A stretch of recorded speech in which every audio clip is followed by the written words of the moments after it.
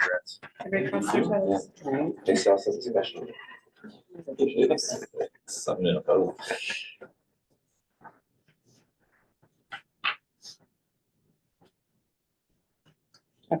Looks like we're good to go. All right, good morning, everybody. Here at the February 4th Park and Rec Commission meeting, called to order, and start with a roll call. Ruth Smith, Kyle Bailey, Bob Grubbs, Here. Ryan Finley, Here. Josh James, Here. Max Gimbel, Here. Sam Denny. Here. All right, so first order of business is to approval of the minutes from the November 5th, 2025 meeting. Everybody's reviewed it. I need a motion, there's no comments. I move to approve the minutes from the November meeting. One second. I got a move a second, all in favor? I, All right, so discussion items, introduction of new members, and we have two new commissioners here, which we'll introduce them. I think it's probably good to introduce everybody else around the table so they know who they're looking at. I'll start myself. My name is Bob Grubbs. I'm one of the other commissioners and kind of acting vice chair, which is another order of business. We'll go over here in a moment. Kind of go around the table next. How long have you been on, Tina? Oh, geez. I just talked to, no, 15 years, I think, maybe 18. I was trying to do the math earlier, and I couldn't exactly remember what date it was.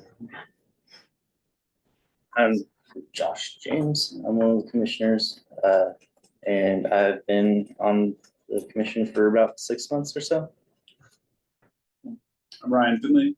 I think I've been on the commission for 4 years, something like that. I don't know. It all blurs together. Maybe 5. Yeah. I'm Val Liggin, I'm the Parks and Recreation Program Manager. I've been with the city for 17 years. Ryan Herrings, Public Works Director at the City of Roseburg. I've been with the city 19 years in this position about here. So Samuel Denny, brand new to the commission.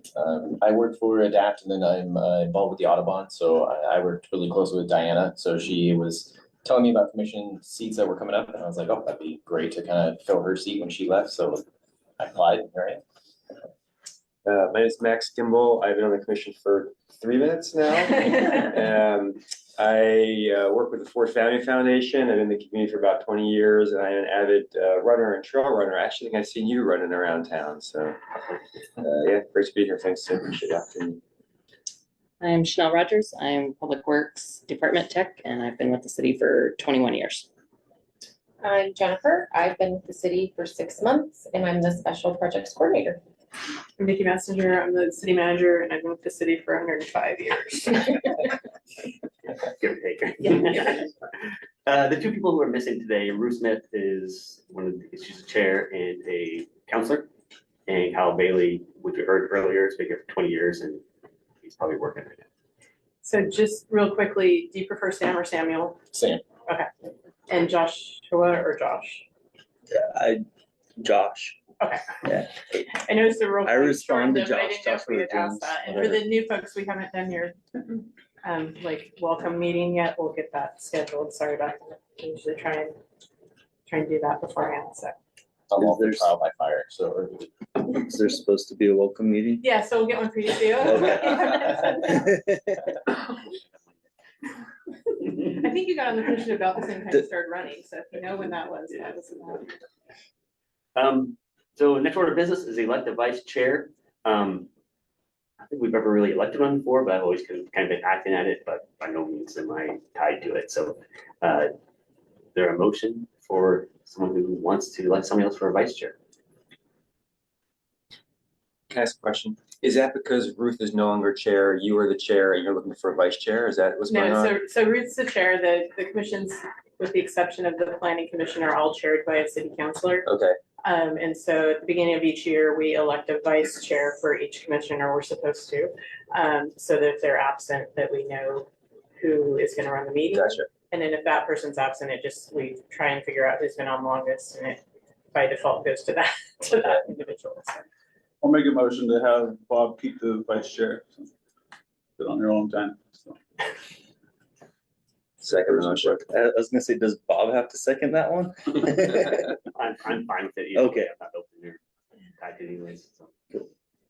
Any discussion or all? All right, all in favor of Bob continuing to be the vice chair? It passes. Next order of business is the Sunshine Park Trails Expansion Bid Award Recommendation. And by you, Ryan? Yeah, can do it. So this has been 5 years in the making, but we finally have it here. The city received bids for the Sunshine Park Trails Expansion Project. And the issue for the commission today is whether to forward a recommendation to the council to award the contract. Just a little bit of history on the project. Back in May of 2021, a resolution was passed authorizing and supporting the application for the Oregon Parks and Rec Trails Program grant. And that grant was awarded to the city. This project consists of 7 different trails on Sunshine Park, totaling about 2.9 miles for hiking and mountain biking. The project was advertised on January 5th of 2026 and bid for open on January 22nd of 2026. We received 2 bids on the project and they're outlined in the memo. There's a Schedule A base bid, which is constructing all the trails with just natural soil surfacing.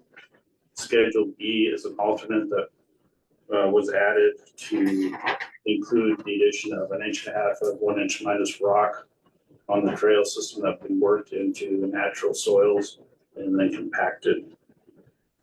That alternate B, there's enough volume in that bid to do 100% of the trail system. We're confident that on the upper slopes, we're going to be in shale rock, and not as much crushed aggregate will be needed on the upper slope. So should be very conservative number there, and that Schedule B should come under that value. Total for Schedule A and Schedule B work, Nature Bond Construction was at $293,398, and Ptarmigan Trails was $372,168. Engineer's estimate on the job was $296,300.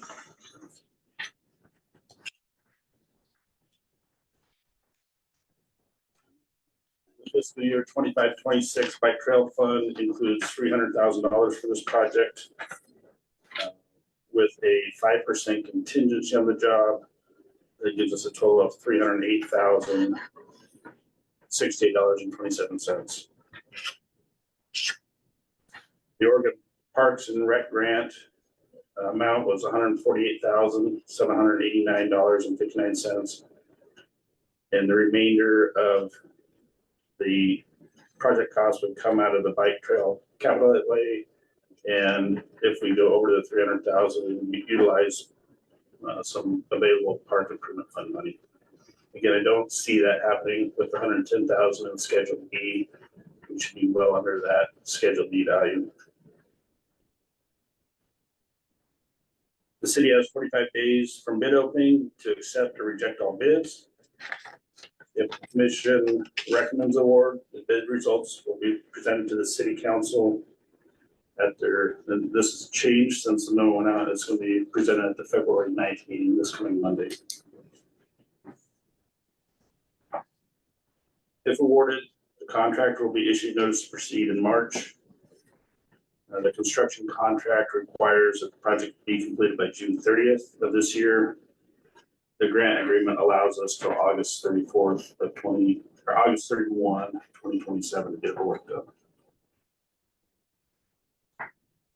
The lowest bidder submitted all required documentation and is considered responsive and responsible. Funds have been budgeted for the project.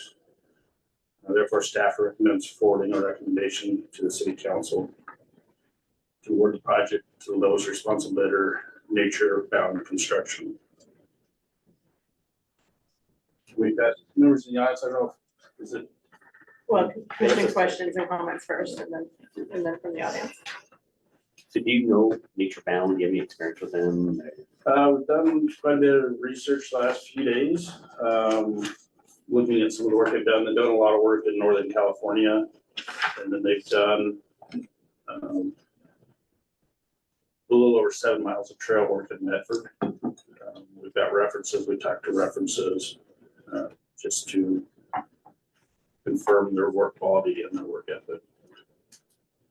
It's all good things coming back then. Everything was good from what we've, went through reference letters, talked with the references as well, and everything was coming back positive. I had a question. It's a pretty significant difference between the two companies. Can you attest for that somehow? Like, can you account for that somehow? Why would one be that much markedly different? Is it a different product, just more expensive process or staffing costs, or why might there be such a large difference, do you think? That's kind of hard to determine. One could just be how much work they've got in their schedule. You know, we had a June 30th deadline. Was it moving things around to focus on our project, and that caused an issue with their jobs? One thing that would come to mind.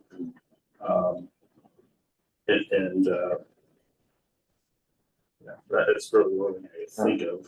So you don't think one would necessarily be much higher quality than the other based on, it's just good, they would both meet baseline standards for the work. Yeah, and that's one of the reasons in the bid, and I didn't mention this, but we require that they be certified with the Professional Trail Builders Association.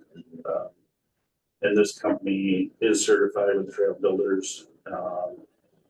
And the owner of the company has been building trails, looking at the references for in the neighborhood of 12 years. So there's a bit of experience here. Okay. And this is because I'm still learning. Is the city required to pick the lowest bidder? I don't know. So I know some entities are required to pick the lowest bidder, so, okay. In this style of bidding, yes. Okay. Yeah, there's a checklist that we have to go through. So as long as we meet basic requirements and it's the lowest bid, there's actually not a lot of option at this point, right? Okay.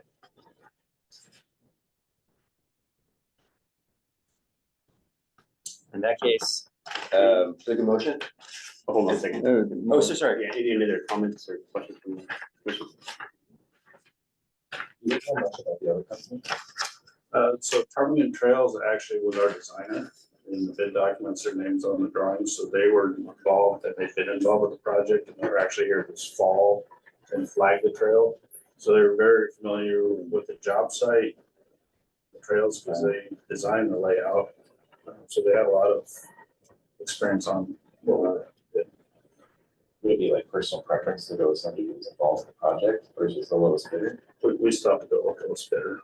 Would it be open for discussion to see if they would postpone, or this is just questions because I'm new, but in terms of the, if you found out why they're so much more expensive, could it be postponed to coordinate to try to get them down to a lower bid to have them more? You can't negotiate, so our options really at this point, sorry, Ryan, you could, this is a bad habit of mine, is to accept the low bid unless there's some reason they don't meet the responsive and responsible criteria that are in the statute, or reject all bids. Gotcha. And typically, we're only rejecting all bids if they come in over, or if there's some sort of discrepancy,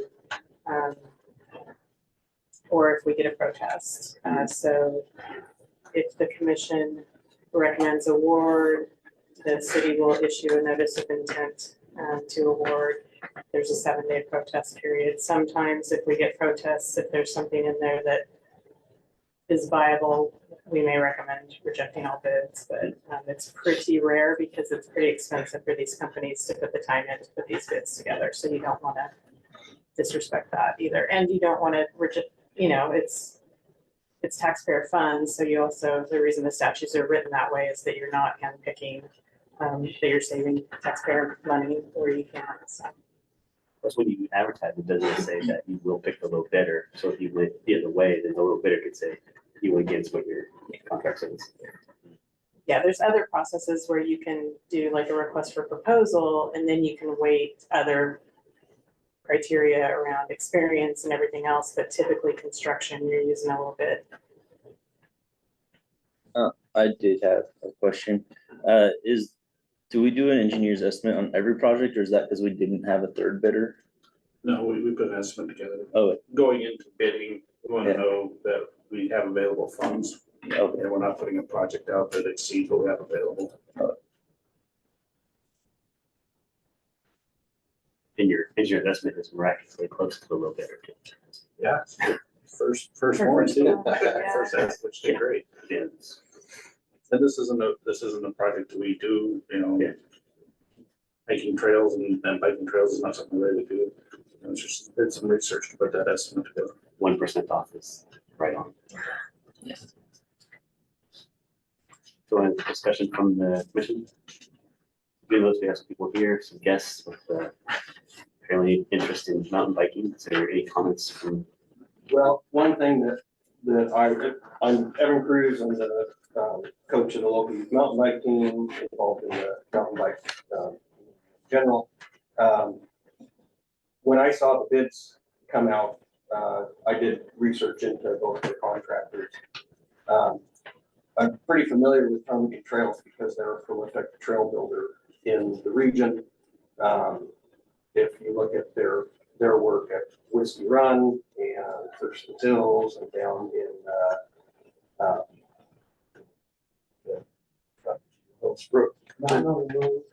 Mountain of the Road near Grants Pass, they have a proven track record of building trails that are, top tier trails.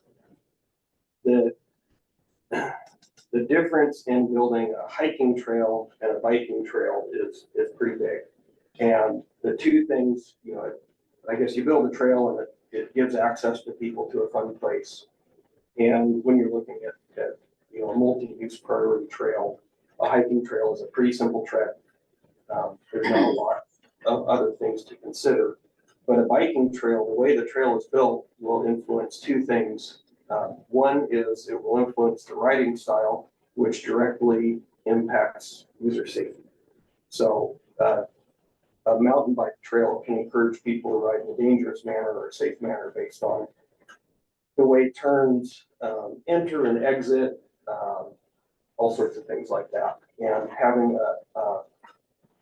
in my opinion, having a rider's viewpoint in constructing those trails will impact public safety and use of those trails. The other thing is the durability of the trail. So, we're dealing with a one-time cost here.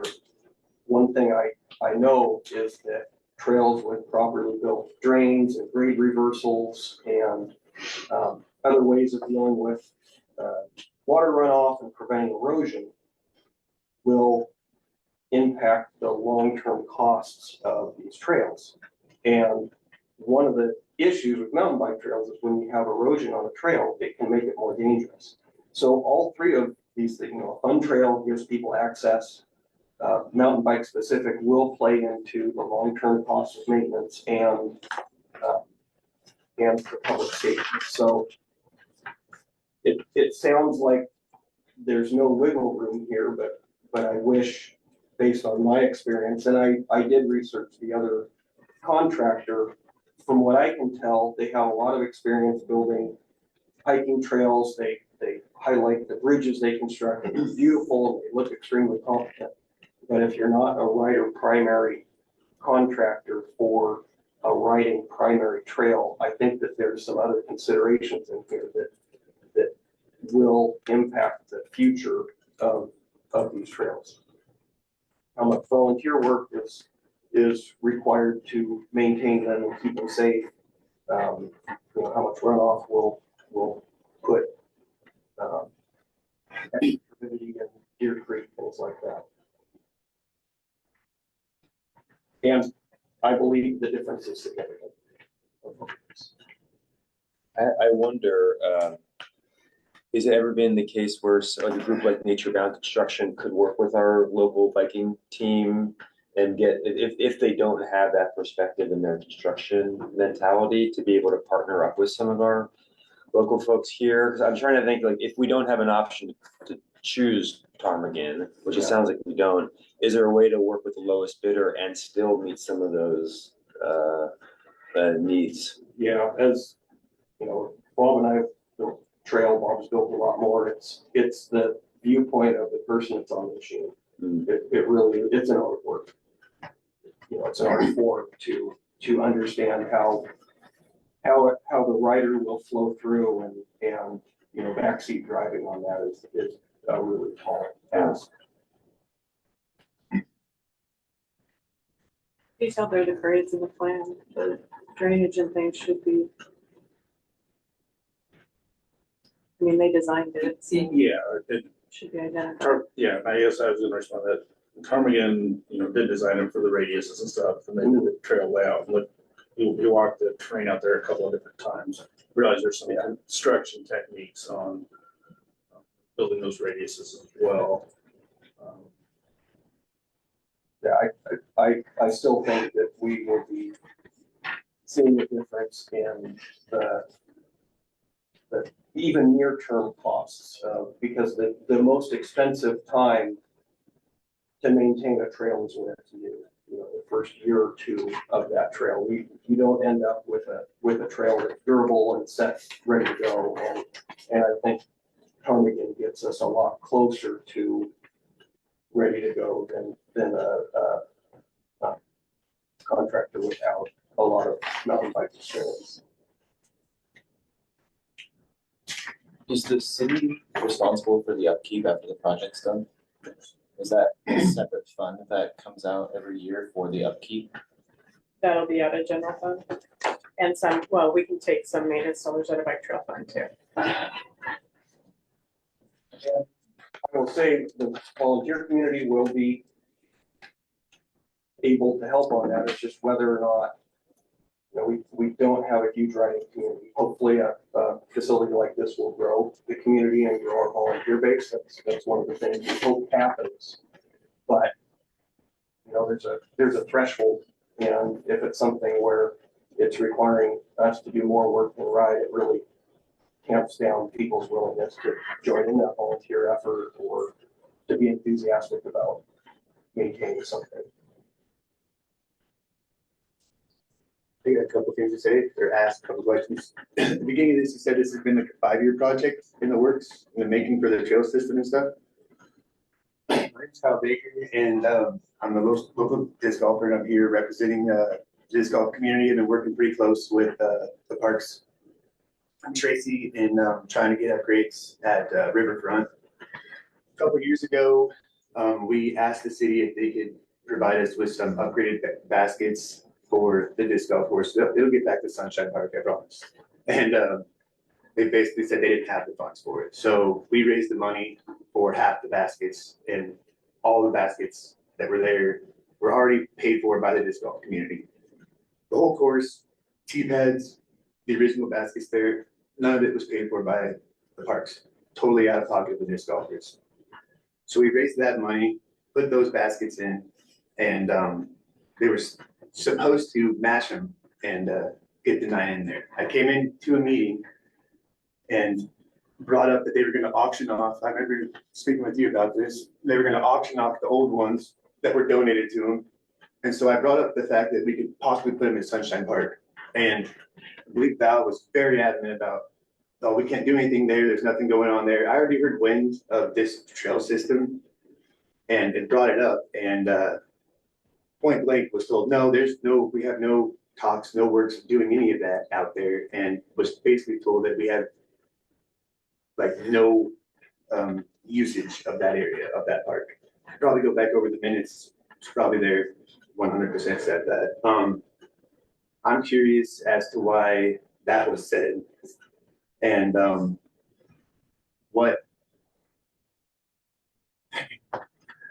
hundreds of thousands of dollars go into a biking and trail system when something could have been put in that was already there, taken care of by a community that already does most of the volunteer work at Riverfront. I don't know, I just feel kind of like flabbergasted at that, you know what I mean? So what was that? Yeah, this trail system was identified in the original plan for this park when it was established in 2020 or 2000. So when it was brought up and asked about it at the meeting. I can't speak to that. I don't. I know, but if you go back over the minutes and go over it, I mean, it was blatantly there. We had a big discussion over it about why it couldn't be used. It was like shared usage of county and city, and that there were no intentions of doing any kind of trail system biking hiking or, a rolling track or anything like that, so I'm curious, like, why was That was a specific conversation about disc golf and there were no plans to have sunshine. No, no, it wasn't about disc golf. I specifically brought up the trail system and you specifically said that there were no intentions of bringing up the trail system. Yes, that was very much it. So I'm just curious to why. Again, this has been a part of this plan for this park since its inception. So I'm not sure why that would have been a message that you received. And the grant was applied for in 2020 originally and then 2021, so. Yeah, it's taken us a long time to get here Okay, all right. because there were land use issues with the county. That's all. That's just curious. I do appreciate your passion, though. I think we need to. I mean, we've had to raise, let's see, $9,000 ourselves. We actually just recently ran a tournament and thought up 9 funds and purchased 9 new baskets to put in to Riverfront. So I mean, we have to do all this ourselves. We get no help from the city.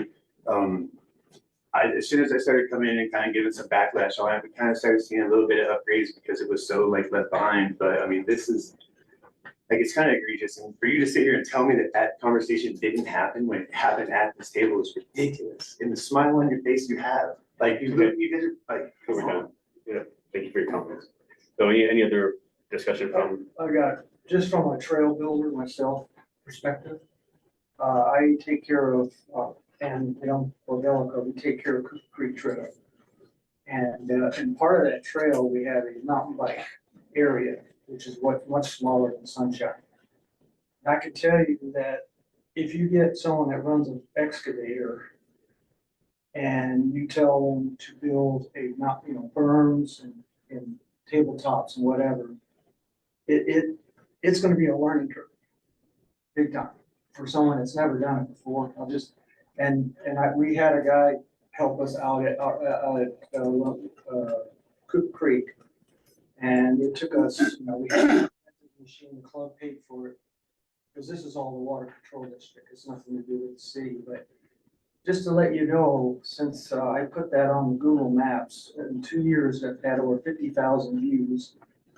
So there's a real interest in mountain biking area here, and you have an opportunity here to put in a top-notch riding area out of Sunshine. It's really, you know, I worked in the military and I was in contracts, and lowest bidder, you know, that just gives me the heebie-jeebies, but I know that you're constrained by your rules. We were too, but sometimes we wind up with contractors that don't build what we want, and they overrun time. So you know, Ptarmigan Trails, if people find out that they built those trails, we're gonna get flow, we're gonna get traffic here. And that traffic brings money, and I'm sure it's the same with disc golf. People, you know, there's apps out there. People will drive down I-5 and crap, and I'm not against the bike Yeah, I going out there. understand. I'm just curious to why the usage was, Well, came at me that way. I'm you all know, for things well, in recreation one thing coming you need to know to the is that city and most stuff. of Sunshine Park was county. It didn't. Oh, I belong to the know, city. I remember the conversation I had with him, So so, everything once the city got yeah. jurisdiction, but I just, you know, and as Evan said, you know, we take care of that trail out at Cooper, and when we have the big rains or we have big windstorms, of course, out of Sunshine, you don't have to worry, well, you know, some trees that could come down, but there is maintenance required, and if it's, you know, I'm sure this other company can probably put in some reverse grades, that's basic civil engineering construction, right?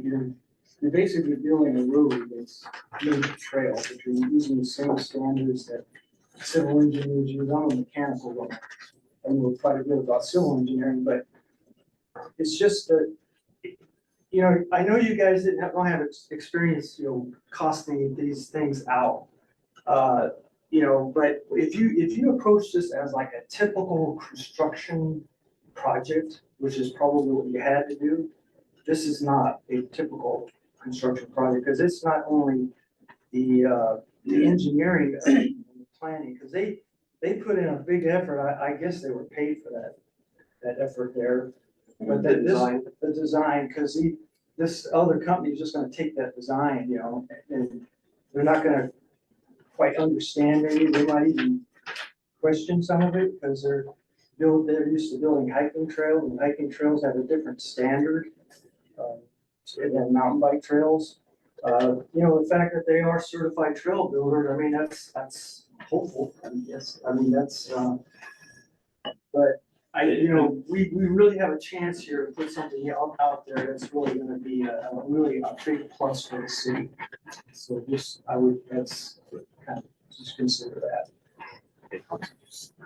So, I guess follow up, digging into some of the experience of this contractor, working for his prior employer, they constructed 7 miles of mountain bike trails in Medford. Which trails? Yeah, I didn't have the list, I was just in the references from Medford. That's why I don't have the trail system. I mean, Yeah. I dug in and I couldn't figure out exactly what they. And it was built. done under Yakima Construction, that's who he worked for at the time, and that owner gave him a reference for his trail builder association. Do you know when that trail was built? 2016. And it makes me wonder why 2016, we're 10 years past, and he doesn't have a larger portfolio of mountain bike trails. And I would consider him to not be a mountain bike trail contractor. Based on the work he's going to provide. Nikki, just to confirm, so in terms of the commission and what the city council can do at this point, it really is just choosing the lowest bidder. There is no wiggle room to renegotiate bids or figure out a different way to go with somebody who we have worked with or is more experienced at potentially doing mountain bike trails. So the situation we're in right now is there's two options. It's low bid or reject all bids and start over with the bidding process. If for some reason we were looking at the other bid, we would get one schedule and not both. We don't have the funding to accomplish what their total bid is. And so we wouldn't be moving forward with both schedules, or we would be waiting for another budget cycle and trying to come up with more money. And so because we've been at this, Oregon Parks and Rec, which is the agency that has given us the grant, has been very patient because we are several years into this. So the thing Ryan didn't go through because was that we had to go through some land use issues with the county. And so we had applied for a conditional use permit, got pushed back. And so my instruction to community development was let's go ahead and get this property annexed. They got super busy, couldn't get it done. So they went back through the conditional use permit process with the county, which was pretty extended. They rejected our conditional use permit. We appealed it. It got remanded. They just rejected it again. So we took some ARPA funding and we hired a consultant to do the annexation. And we finally got through that annexation process. So the park is within the city's jurisdiction. We zoned it for park use, or I think it's zoned PR, public reserve, and now allows for the non-trail system to go in. So that's been about a 5-year process at this point. We issued the grant 2021. 2021 is. Yeah, and so we've got time, I think, to 2027, but we would really like to get moving. And if you went down the reject bids path, I understand the process, right? You could reject it. If you bid it the same way, you get the same results. Or you would add maybe some qualifications. And now if I'm the low bidder today, you could be opening yourself up for some liability, couldn't you? Or maybe forcing it to somebody. I don't know about the liability portion. I don't know how we would rewrite it. We'd have to look at that, how to do a pre-qualification. Yeah. It's hard to disqualify bidders through that pre-qualification. That's where you get the pushback and the liability is to tell somebody they're not qualified. You have to have that would be dicey. We've done that with concrete work pre-qualification before. I'm thinking we can weed through some of that and learn that anyway. Just imagine what the contract could say is you have to build X amount of trails, mountain bike trails over the past 3 years. And you're kind of seems like he could be seen as he's writing it for one particular contractor and not a competitive bid process. Yeah, I'm not familiar with how many are out there. But Ryan spoke about availability and other things, if there's not a huge pool. What is the first tier subcontractor checkbox? What does that signify on the bids? Typically on a bigger project, you might, like some more pipeline projects, they've got a subcontractor that's doing the paving work, and there's a certain value threshold where they have to identify who their first tier subcontractors are. And they have to do that by 4 o'clock that 4 o'clock on afternoon, the bid. so it's not checked in the bidding, but they have an opportunity after they submit their bid to submit that documentation. So some of them do it during the bid and some of them do it after. Well, I think I speak for the majority of mountain bikers in the area. You know, there's, when you're cutting trail treads, there's one chance to do it right. Once a trail is cut, and when there's some things you can do to go in.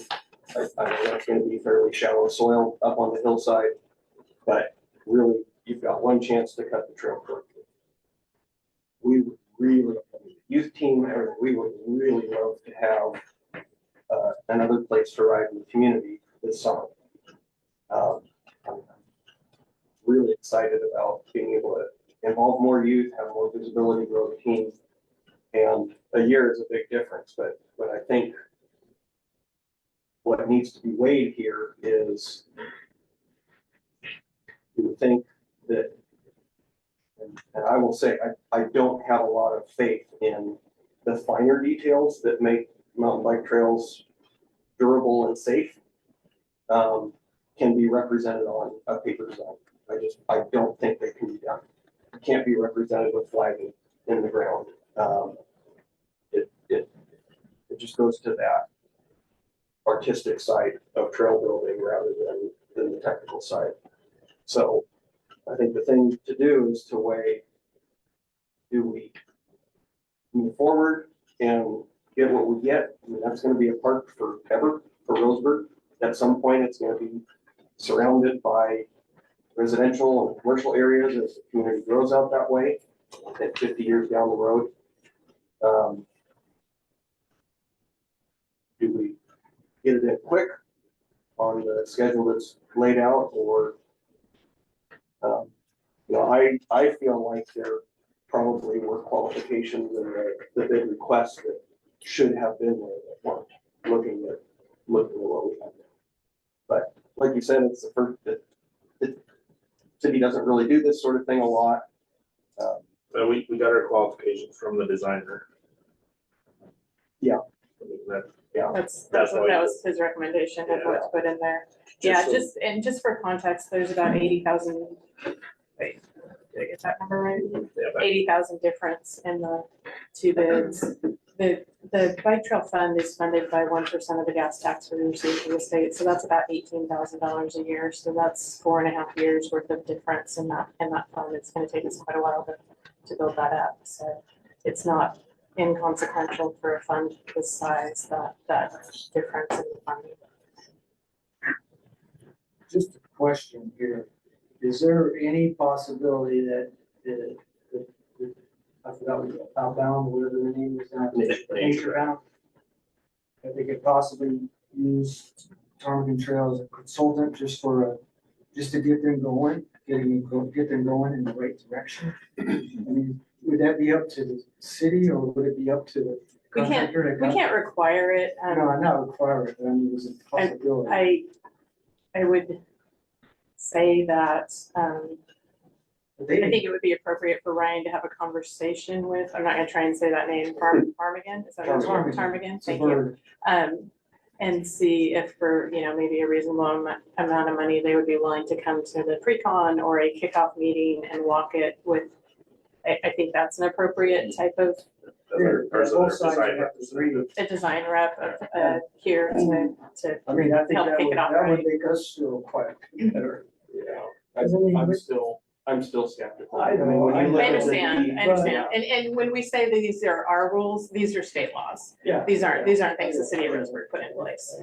When you look at the as you know, I spend a lot of time hiking too, and I've done trail running in the past until Mike's told me I ought to spend more time on bikes. When you see the detail at Thurston Hills and Whiskey Run and actually, I think in a lot of ways, the Mountain of the Road is a similar shallow soil, steep hillside installation. When you see what they go to, the lengths they go to, and how they know how to work with the terrain and set up something that will be durable and safe. The fact that there aren't medevac helicopters at Mountain of the Road all the time. If you see the terrain there, you'd be shocked that it is as safe of an area as it is. I think that should be a goal for our parks, is to have something that's good and safe. And I'm skeptical. So, I mean, I'm really, if I was on the Parks Commission, I would be really torn between let's get it done and then for the community, and let's see if we can take a different approach. And Ptarmigan is not the only trail builder that is capable of doing it. There's several trail builders that are active up in the Eugene area, down in the Cay Falls area. Spence Mountain is an amazing trail network, and they've had 2 or 3 different contractors working. So the fact that only 2 bids came in seems. How long was the bid up for the trail? When did it get put up? 3 weeks. Did we reach out? Did we reach out to any of the other mountain bike trail builders? You know, we don't or typically reach out it to just contractors. gets posted? Yeah, I think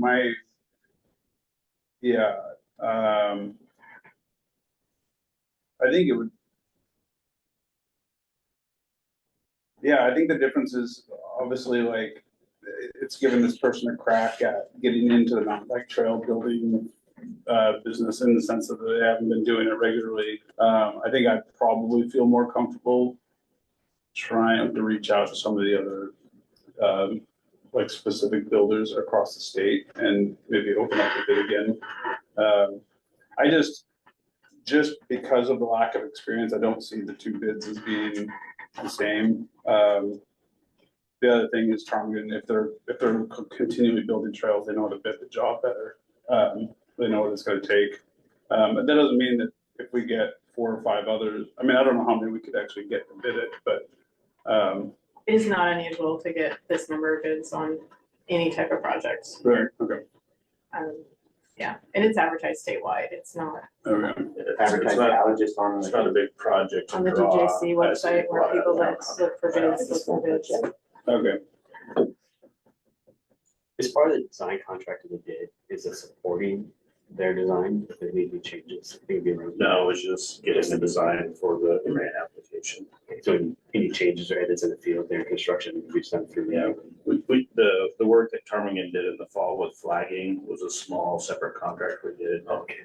Just to make sure before we put out to bid that we were happy with the trail.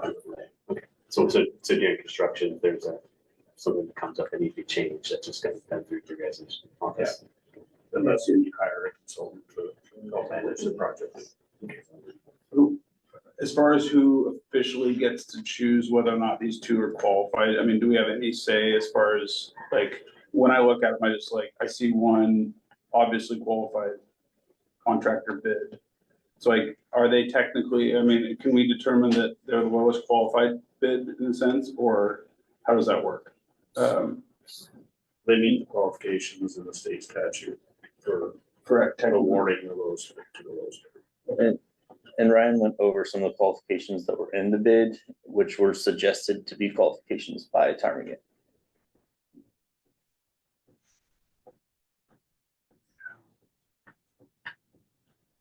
It's likely not going to be less expensive if you rebid it, because July 1st, new lowly prevailing wage rates will come out. They never go down, they go up. Yeah. Do they detail out these bids? Yes. Like an itemized, like where the actual Yeah, difference is? there's bid schedules with unit prices on different items. The Schedule B, what was that again? This is bid alternate? That is, if we get into loose,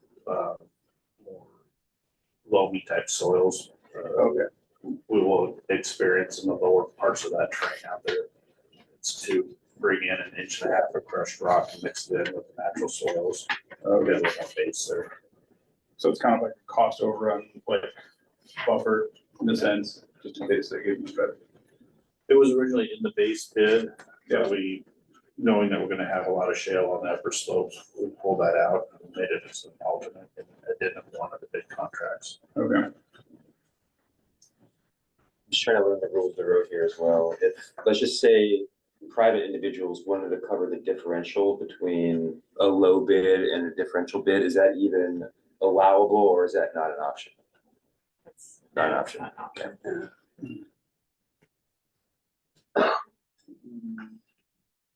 I mean, so your guy, and just from a question back to you guys, are you, like, if the, I mean, is the concern significant enough that you guys don't mind the project being pushed off if it was? One of the things, you got one shot. Yeah. And that's a tough situation. Yeah. But we wouldn't be awarding to Tarmington. We No, don't I have know. enough money. Yeah. And if you push it off, it'd probably be a year, right? Because you want fire and engineering stuff out there. Yeah, we would have to use the grant, but The timeline for this season's build window is basically tied to. And if you push off a year, you're not guaranteed what the bids are, who's gonna bid again, how's it coming in, if you have enough funding. Right. So it's really not, the way I see it, there's really not a pushing off, you're not guaranteed having a project, something like that. Is there like a final sign off? I mean, does the contractor get a certain amount of money up front and then they get the rest? No, it's all reimbursement. They have to do the work. And Well, then they get- Ryan, I'll let you answer. Sorry. Yeah, who decides? Yeah, you did it right, or no, you didn't do it right? Yeah, so they'll bill us on a monthly basis, and we'll issue progress payments on that work, holding 5% contingency. And there will be a final walkthrough, a final inspection of the trails before that retainage is released. So we'll hold 5%. Doesn't seem like a lot on this side of the job, but we withhold 5% retainage on each progress payment. And we won't release that till all punch list work is done and it meets. So is anyone from the city go out there on, as during construction, Oh, yeah. as a walk through? I don't know. Yeah, like The the daily unfortunate inspections, thing right? That's right out there. Yeah, well, somebody will be visiting up there daily. Yeah, a lot of this, you can see a trail that looks great, and if proper steps aren't taken, well, like, a berm is being built. You won't know that it wasn't built correctly for a year or more. So Would you know that, or Bob, would you know that? I think that's above my pay grade. It's the way it's structured, the way it's gonna be durable and handle Yeah, precipitation. I mean, like, I'll just give you extremes, like people that what you call pirate trails, they will stack wood to build up the inside, and then they'll just cover it with dirt. I'm sure that's not what these guys will do, but that will just wash out almost instantly. You have to start out with a really solid compacted, so they need to be out there with compactors, getting all that dirt. And you need the moisture too, so if we don't have enough rain, hopefully they have water trucks. Cause we have a lot of clay here, right, if you don't work with it right, it just crumbles. So, it's a process. I mean, some bike parks have gone through they've put in pavers into the berms just because of the soil that they have. They put those, The lattice. the lattice pavers, which adds to the durability of it, because you go to places like up in Washington bike parks, they see hundreds of riders a day. I'm not envisioning that out there, but I mean, if it's built well, I envision quite a bit of use, but, It's, the reality is what is on the surface as the finished product isn't really the finished product. The finished product is after it takes cycles of weather, after it takes traffic, all that stuff, so. Does the inspections? We've got staff, in the engineering office that will do the inspection work. So Is there any chance that, It wouldn't be anybody but Ptarmigan that would be doing the inspections. So that was kind of discussed earlier about having them particularly involved in the project. But they would be doing the data inspection. We have the funding to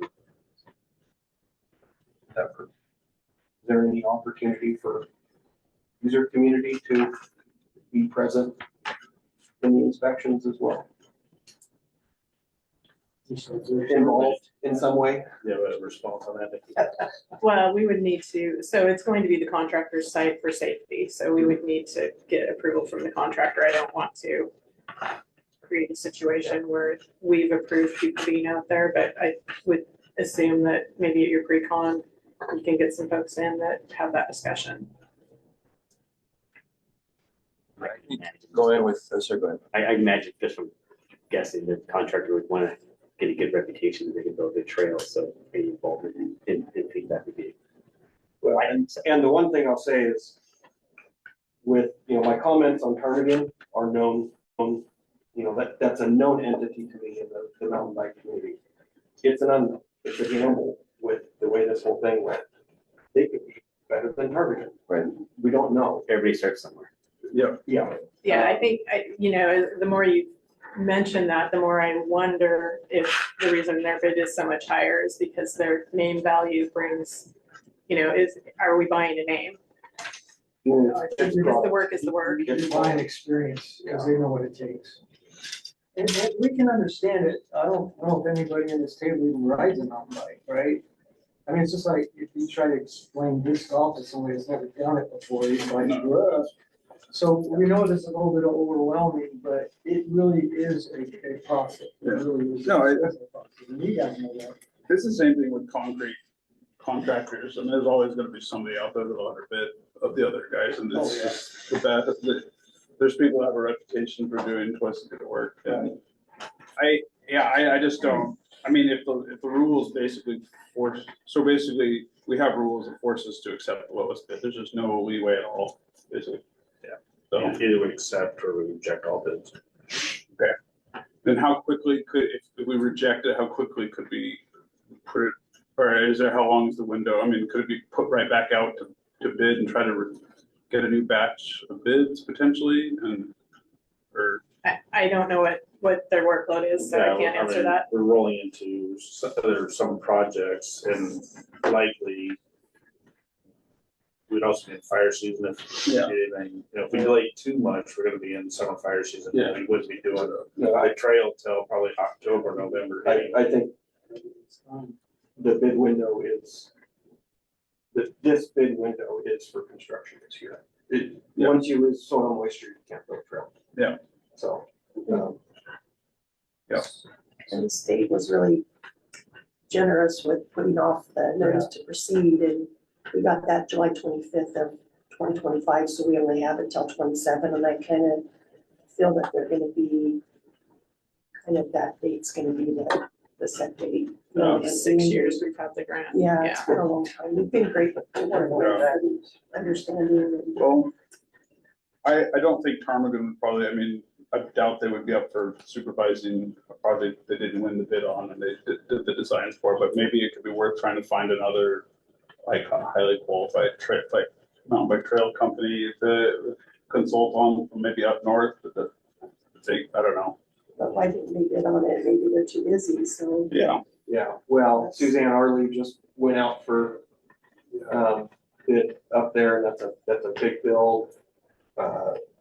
There's several trails being built in the Oak Ridge area right now, so regionally, it is kind of. If you ask Tom, it's up to them if they want to participate, also the other company, but,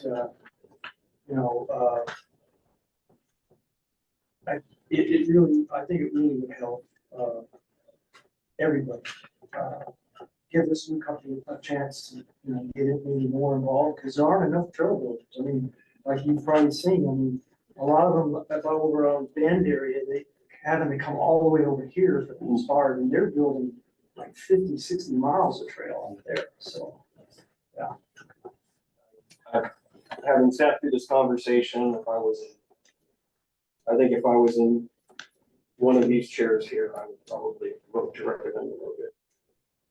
But maybe with some consultation from Ptarmigan as available as possible and with local folks as well. If there's a way to either eliminate these shortcomings and confirming that knowledge is there, or involving, user community or another expert, I think that's the way to make it better. But And for the motions, it's for today.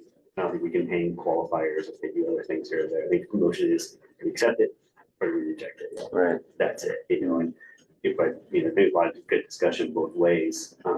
Except that we know where we're going, we know what we're gonna get, and rejecting it. I'm not as optimistic as other people around this table are that we can get something rejected, and I think we're just rejecting the project altogether. I think that's a possibility and maybe bigger than higher possibility than not. I guess one other question I have, the future of this park out there, I mean, if we see good usership and everything, is there a possibility to add trails? So in Ptarmigan's original design, there is a phase 2 that includes a pump track and at least one additional trail. I don't remember the total additional trails. But even beyond what's designed, is there? But there's a lot of space out there. Yeah. That eastern portion of the park is 50 acres. Yeah. Funding dependent, we're really dependent on grant funding to do this stuff, So so. I think if you contact Ptarmigan and just explain, hey, by our rules, the state rules, we had to take the lowest bid. Oh, I think they know. And I mean, they did public projects, they know. Yeah, we were in contact with them yesterday. I can't see them not wanting to help out, but who knows? Well, They might be Is scheduling it fair to say that we support getting it done this spring? Yeah, I can see what you guys are up against, and The user voice. I worked as a volunteer for state parks, the trail funding thing there, they have been very generous. I mean, I cannot believe that you guys hold on to that money that long. But with all the things that are going on in the legislature, you might want to get it spent. Yeah, that's a good point. A lot of discussion, is there any? Sorry. No, I was just gonna comment that we've seen other programs at OPRD get delayed because they took the OPRD director and put her in charge temporarily at ODOT, and so we're waiting for other grant programs to come out, so you're not wrong, there's a lot of things going on. So a lot of good discussion. There's a suggestion motion here. Is there anybody? Motion? I move to recommend the city council to award the Sunshine Park Trails Expansion Project to Nature Bound Construction LLC for $293,398.27. Got a motion, is there a second? I'll second that. All in favor? Okay. Aye. Opposed? Looks like the motion passed. Can we put, I don't know where records go, but is it also possible that when talking to either, is it a staff, or I don't know if it goes to council probably doesn't care, but to staff, that there is the encouragement from this team to include as possible local user knowledge and experience, as well as exploring Ptarmigan's potential to provide some expertise and consulting on the project. So, Yeah, it's a discussion we've had Yeah. in the engineering office as well. it's great. Yeah, we've gotta see what the cost is or availability for Farmington and how we would pay for that, because we're already maxed out, so. But yes, I think great discussion, we're thank free. you. We're free. Yeah, like I said, that's it's just not negotiating, it's not the right word, but talking that through with the contractor, because they are 100% responsible for safety on the site, so. I'm glad you guys came to offer your perspective. Thank Yeah, what are your names? Owen? Owens? Audrey, we're glad you're here. Thanks for coming. We'll be very excited to have the trail available. It's going to be a big boost for the sports visibility in town. It's been a long time coming, but I've always felt that the youth involvement in cycling in this community is lower than it ought to be. And one of the reasons behind that is that we sit in the middle of ONC lands. And a lot of people don't understand how that impacts recreation, but ONC forest land and the quilt pattern it creates, which is 25 miles from the rail line, east and west. That pattern is not dual mandate. So it's federally owned land, but it's not dual mandate for recreation as well as forest production. So we live in this corridor, the densest corridor of federal land that we are shut out from recreating on. And that means that it falls to the local communities rather than federally owned public lands in order to create opportunities for people in our area. And I hope this is just a start. I know we've got some other projects going on in the area, but it's very much appreciated. I think you'll see our team out there regularly when it's in. But like I said, this is going to be one of the special places for, as Roseburg expands the natural direction, it's going to be one of the special places for generations. So really appreciate it. Everybody who's worked on it. Thank you. Thanks for your Unless there's a reason for us to stay. Thank you very much. So, informational? Yeah, I can just run through some of the updates that we have going on in the parks. A lot of projects happening. At the skate park, we recently installed a drinking fountain with water bottle filling station at the base of the skate park. So it can kind of be used by people that are using the multi-use path and the skate park. The shade structure for the skate park has been ordered. It's due to arrive at the end of March. So we should be seeing that go up in early April, just in time for summer. The tennis and pickleball court project is basically wrapped up. We had some issues with grades on the 88 parking spot. We've had to have that replaced. That was done Monday afternoon. So we're just a couple of small things out there to get done, and then tennis will be opening it up, and I think they're planning a grand opening get together. I saw the lights on. What's our meeting lights on? Have they set a date? We haven't got a date. They had an option to open it up to the public with a few punch list items left, and then the ADA spot was a bigger deal to tear that out, and that's right at the entrance. Yeah. So tenants want to make sure we have all that work done before they open it. Yep. Brown Park, Val passed around for some of the new commissioners. What's headed at Brown Park there on Francis Street and corner of Francis and Harvard. A lot of the grading work is done. We've got some surface drains in. Footings should start in about a week. This play facility requires 176 footings to be put in. So it's going to be a maze of footings and posts out there over the next couple of months. As those footings get installed, the crew will be kind of erecting skeleton structure of the play equipment. So everything, make sure all the footings are right before we pour concrete. So we should start seeing some equipment going in out there in fairly short order. Fir Grove, the multi-use fields. We got an award from Uncle Health Alliance and a grant in the amount of $666,320 to kind of kick off that fundraising for that turf project. Nikki kind of touched on this a little bit earlier, but the Oregon Parks and Rec Department grant will open this spring. So we're getting ready to prepare to apply for that grant also.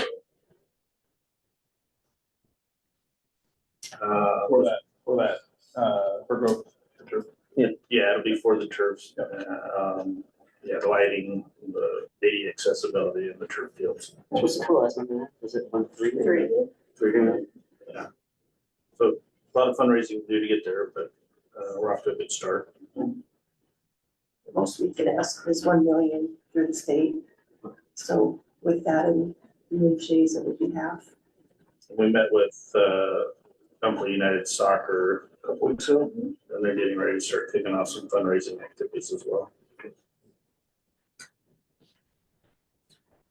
Stewart Park Master Plan, the phase 1 that we had started in the fall has been complete. Part of that was sending out questionnaires to a lot of the public. We got about 1,400 responses. what the community needs or wishes are for that park. We'll be working on an RFP, getting out an RFP to do a full master plan for Stewart Park this spring. I think we're planning on bringing kind of the results from the survey to the next meeting. Is that How many responses did you get? 1,400? Seems pretty good. Yeah, it's really, for us, for a survey, that's like. Everybody record-breaking. loves to share the dreams. I think going in, we were hoping for 800, right? Yeah. It was, So we we hit that like in the first few days when it first went out. Awesome. Yeah. Yeah, there were a number of people I talked to about it that had already done it by the time I talked to them, so I thought that was cool. That's what I have for project updates. Do we may have any questions on those? Any business from the commission? Curious, does this group ever go out on field sites or most of the work is in here? Field sites Yeah, sometimes? has been at times Yeah. where, go, just some of the recent ones I can think of was the Oakland Valley Arts. I think our last meeting is, we went to the tennis courts after. Yeah. I've definitely met with some of these people outside here. So usually like if we finish, so I would anticipate when Brown Park gets done, we'll have a tour of that. Our next meeting date, is March 4th, 26th. Also adjourned. Thank you. Thank you.